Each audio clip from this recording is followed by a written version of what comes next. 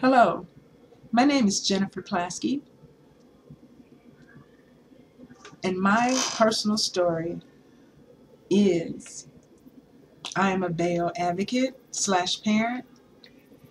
I had access to working schools that I went to from the beginning, Head Start, all the way to graduating.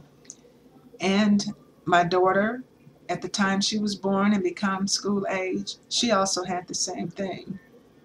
And I'm saying this to say is that the children now that we have now that are not in school, the ones that are trying to go to school, they are having a difficult time because there's no access to a lot of the things that they need in those schools. The teachers are doing their very best to teach them without adequate supplies, and it is really gotten to the point where they need help, and that is where Bayo organization comes in.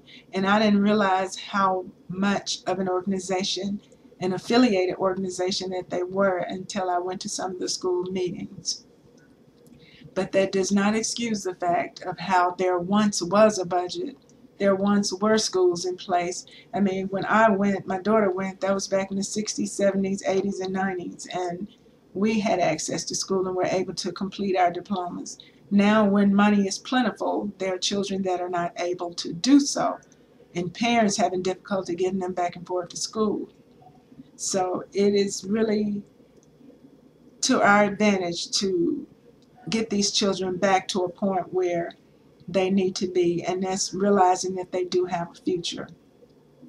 My personal experience, my experience with this is that I am not an educator, but I have been an advocate for children. I actually occasionally tutor children. I'm just about to get started tutoring again, and I feel the need to do as much as I can because I have a child that's in school. She has persevered a little bit further than others, than the children now. And that's due to my help having access to be able to do that. A lot of low and middle income families cannot do it. So it is to our advantage, Black people, and connecting with the Bayo organization for us to actually get this done, get them back in school, and get some type of organization that cannot be touched and messed with and rearranged and disorganized like that, the one that is existing now.